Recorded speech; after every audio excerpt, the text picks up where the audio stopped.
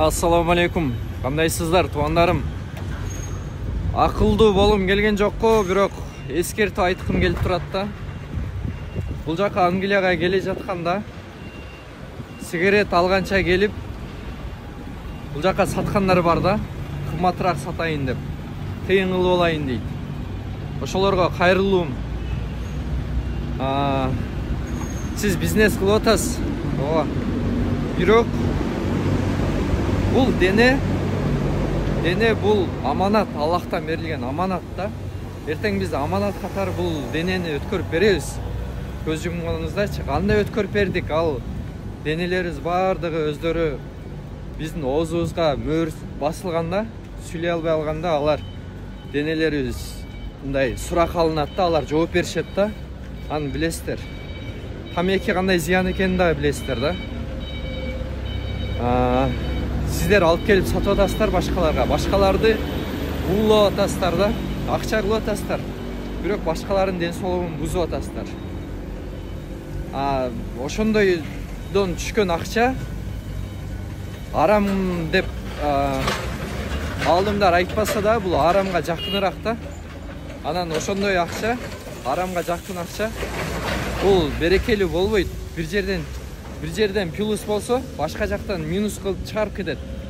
Ошон үчүн мен сиздерге кайрылуум, ушул нерсени токтотуп салсаңыздар, алып келбей эле койсоңуздар да.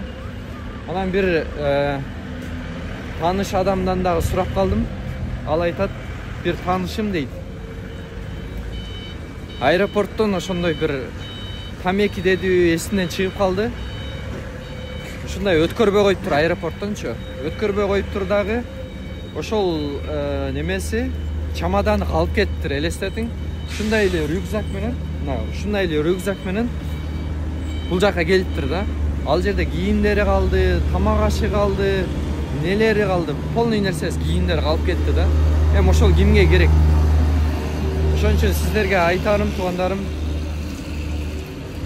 алып келбей эле койсоңуздар тамекини. Насвайды, ошондорго эркектерге айтарым, таштаңыздарчы сураныч. Аллах ыраазычылыгы үчүн. Мына тууганыңыздар баягыстан сурап атат сиздерденчи. Эркектер чегестер, аял кишилер ошол эркектин жытын жыттай албай өтүп кетет да. Только ошо эркек, только ушул бир гана ушул сигареттин, тамекинин гана жытын жыттай өтүп кетишет да. Ошон үчүн таштаңыздар, ден соолугуңуздар караңыздар, туугандар. Андан көрө пайдалуураак бир жакшы нерсе менен алектенген жакшы да. Сигарет чеккенден көрөчү. Сигарет бул неме деп айта беришет, баягы успокоить этет депчи. Чынына келгенде бул успокоить этпейт деле да. Бул только ошонун ичинде никотин бар.